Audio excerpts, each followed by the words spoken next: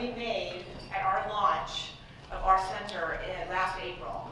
And that launch was about 500 people came together on that April day to talk about how we move this conversation that we've been having for so many years to action.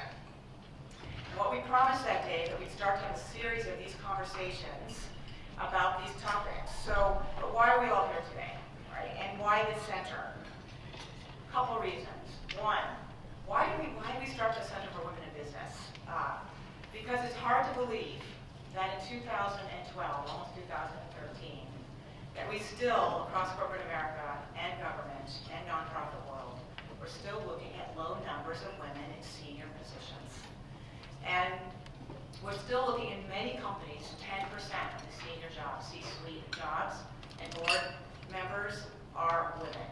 The average is about 15%, which is hard to believe. We've made so much progress. But what's exciting about today's world and why we're doing this is that it's moved from, wow, it's a nice thing to do, to harness all that brain power, to actually there's a business case and it's a competitive advantage.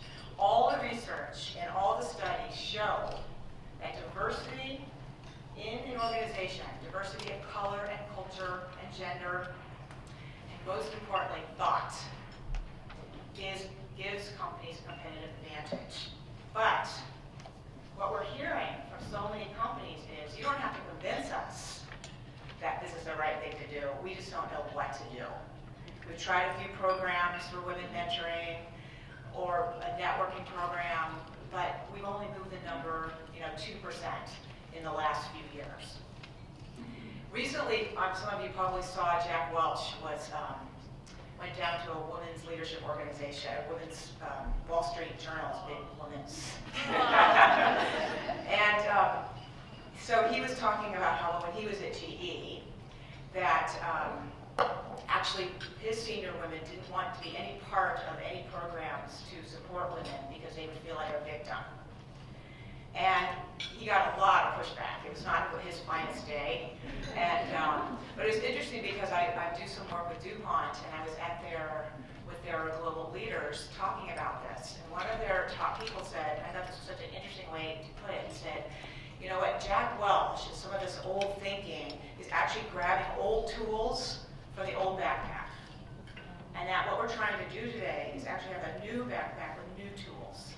How do we move this forward? And Jim McCaffrey last night from Mercer, I don't know where you are, if he's here this morning, but yes, hey, what Jim said was so interesting was, hey, you know what, you don't have to open your eyes too wide to look around and say, our workforce has changed. 70% of the new entrants every year into the workforce now are women and people of color. And you don't have to open your eyes too big to look at your customers. Something that 90% of consumer spending is done by women. So we need to find new tools in the backpack. And so often companies are saying, it's not financially smart to lose people. We put all this money and resources into people. And so how do we keep them? Because what companies are trying to do is to support, retain, and promote women.